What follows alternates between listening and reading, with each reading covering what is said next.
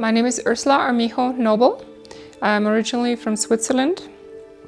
My mother is Austrian, from Vienna actually, and I spent a lot of my childhood, especially in preschool years, also going to Vienna, staying with my grandparents and so forth.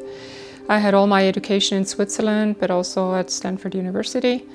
And originally I'm a bookseller by profession. While I was living in Boulder, I met a girl at work who came one day with a reading to me, and I was able to read it.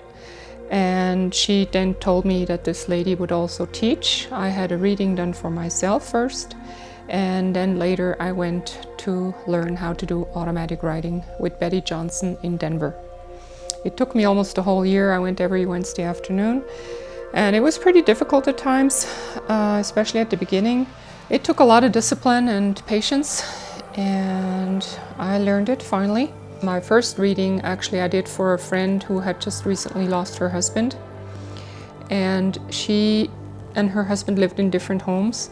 So 2 days after he died, she asked me to go with her to his house, and she said, well, you learned something and I have some questions. Could you do a reading for me? And she left me a list with a few questions, and when she came back, I told her, sit down. This is really interesting. And it said, for example, that he had a box of important documents in his closet. And she said, don't laugh, I already found it. So for me, that was a confirmation that this was really genuine, and because I like to prove things if I can. Okay, what's your first question?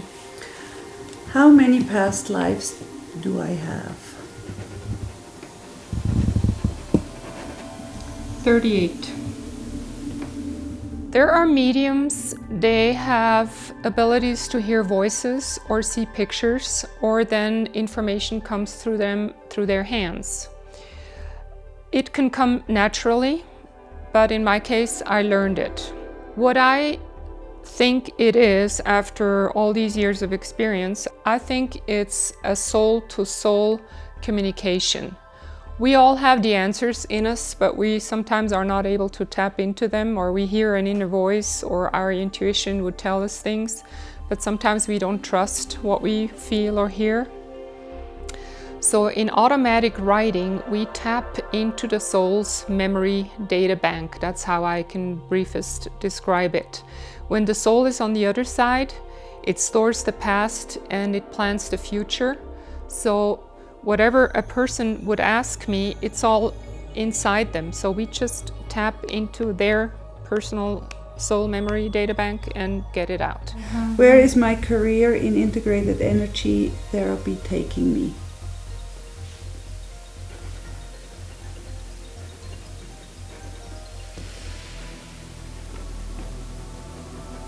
To new heights in her career. The automatic writing is a very efficient way to get answers fast. Traditionally, what people would ask, for example, how many lives did they have? What's the purpose of this life? Because in every life we have a specific purpose. If they have relationship problems, if they have career moves or something planned, how the soul develops. They can get information from people who passed away. If sometimes somebody dies suddenly and they have unfinished business. What it doesn't write usually is dates, names, and places. But if it's really urgent, then we even get answers to that. When I do a reading, it's what comes through my hand, and that's it. I don't interpret. If people ask me, what do you think it means? I can give them my opinion, but basically they know themselves how to interpret what is written. You may have seen that it wrote really fast. The second the person who is asking the question is out, it starts writing immediately. If I would be doing this, I couldn't think as fast, or I couldn't come up with an answer like that. And as you saw, maybe I have my hand or my arm is resting here at the border of the table, so my hand is totally free to write, and that's why it's called automatic writing, because it comes automatically out of my hand. And if the paper was larger, you would see that it's not a straight line, it's slightly curved, because it's, like my arm would go like this. Mm-hmm. Before I do a reading, I pray silently. I light a candle, And I pray that the client and I have a good reading and that we're protected. I thank for the reading, and it's nothing super fancy, but just to be on the safe side. And I'm sure I change my level of perception, but I don't fall into a trance. We can talk, we can laugh, whatever. I have to hold myself totally back, because whatever I think, if somebody asks a question, might never or is hardly ever what comes in the reading. So I do not have any influence.